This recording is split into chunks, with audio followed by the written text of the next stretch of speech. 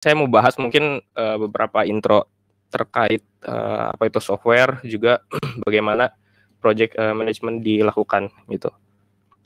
Nanti mungkin untuk, menentukan, mendetailkan mungkin prosesnya seperti kita melakukan trial, kita melakukan training kepada, user terkait yang akan menggunakan, sistem ini. Juga di sini ada project of evaluation, juga akhirnya formal project closing.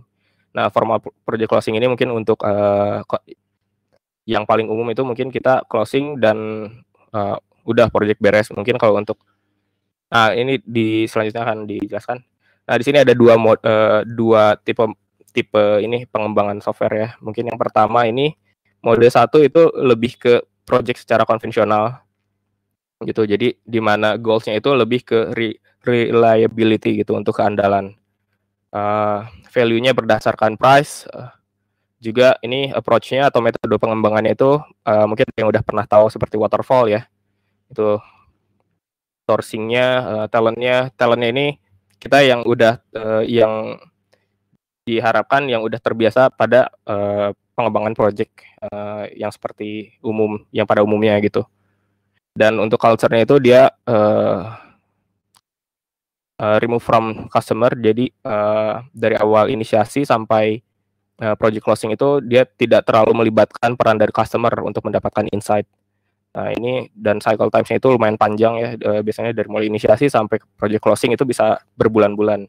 Nah, untuk mode 2 ini, sering diimplementasikan atau dianut oleh beberapa startup, karena ini kan, goals-nya itu agility gitu. Jadi, kita perlu ketangkasan dan juga perlu cepat tanggap untuk menghadapi perubahan, gitu. Jadi di sini value-nya itu, pertama dari revenue dan juga dari customer experience gitu. Jadi, untuk approach-nya ini ada agile, mungkin ada yang pernah dengar juga.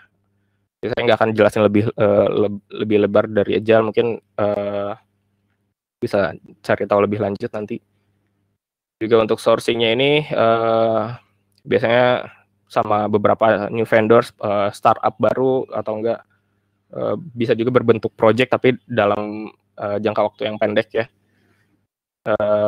Culture-nya ini dia close to customer, jadi sangat memperhatikan juga feedback dari customer gitu. Cycle times-nya itu short, bisa dalam jangka hari ataupun minggu gitu, karena kita perlu menghadapi perubahan. Ambil contoh misalkan di startup nih, di Grab misalkan awal dia udah stabil pakai, di service-nya di, Grab Bike gitu ya.